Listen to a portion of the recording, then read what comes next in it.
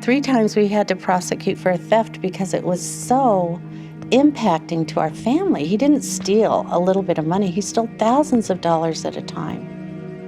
Why are you here today? We had to go before, they call it a community corrections board. They called him names, they insulted him, they belittled him, they tormented him. For about 10 minutes, not for very long, because they've probably got 20 of these people coming through in a day. They were brutal. Why would you steal from your mother? Who steals from their mother? He told me he hated me. He told me when I died he would dance on my grave. Why are you doing this to me, Mom? Lies and excuses.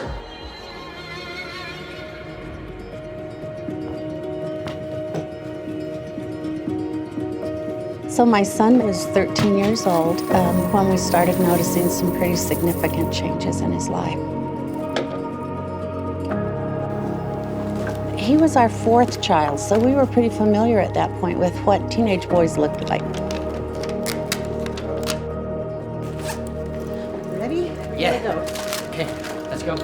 And he began not to look right. It didn't, and I don't mean just physically not look right, but emotionally he didn't look right.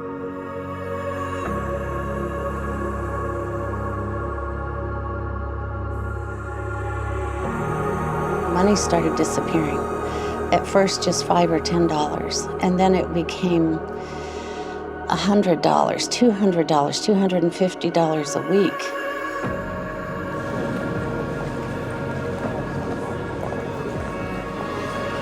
He became withdrawn from the family, his grooming changed, his habits changed, he began missing school, his friends changed. Addiction is a very selfish issue. You cease to have relationships with people. You view people as a resource, a means of fulfilling all of your needs.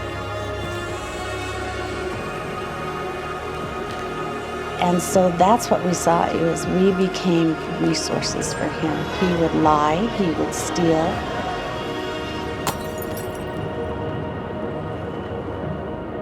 I have learned that behind every addict is a family that suffers horribly as well, and they suffer very much in isolation.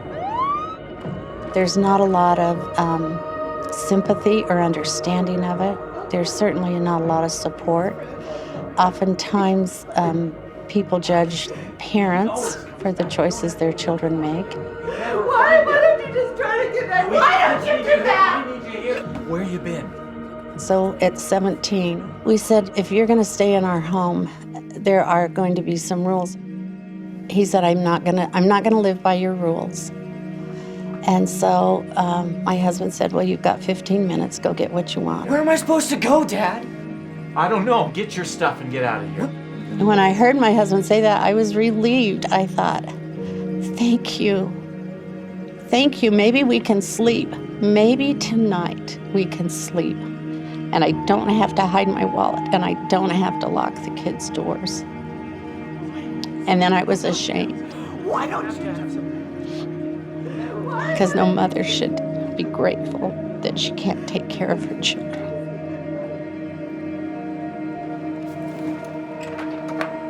So we walked out the door. It was in the middle of November. It was cold.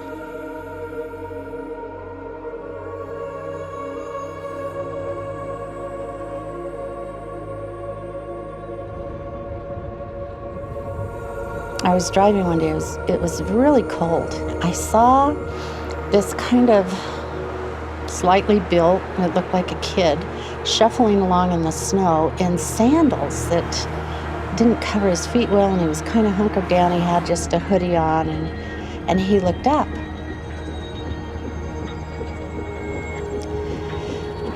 And I thought, oh my gosh, that's my son. But he had disappeared. I couldn't find him.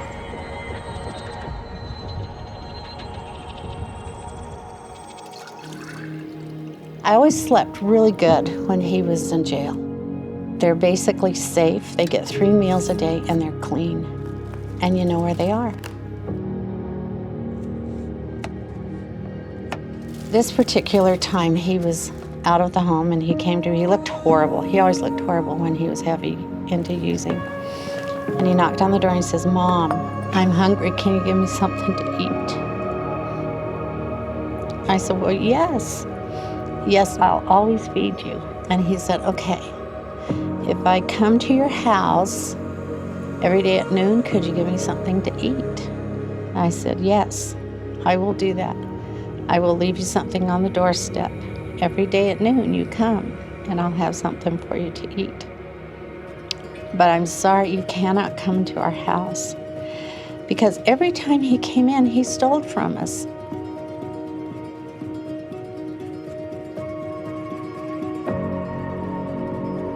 I did a lot of counseling in those days. I was on antidepressants. I did a lot to try and keep myself stable. The counselor told me something that was so powerful.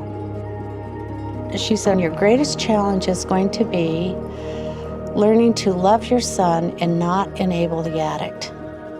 And that is going to be a dance you'll do as long as he's involved in his addictions." And I'd get my dishes.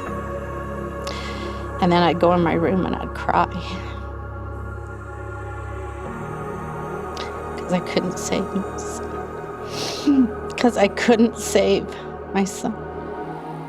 Answer the question. How many times? Stealing from your How own many times did I mother? have to see you here? Who does that? This is your life.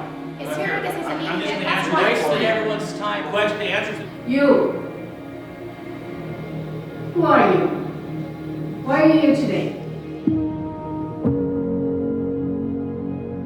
I said, "Well, I've come to advocate for my son.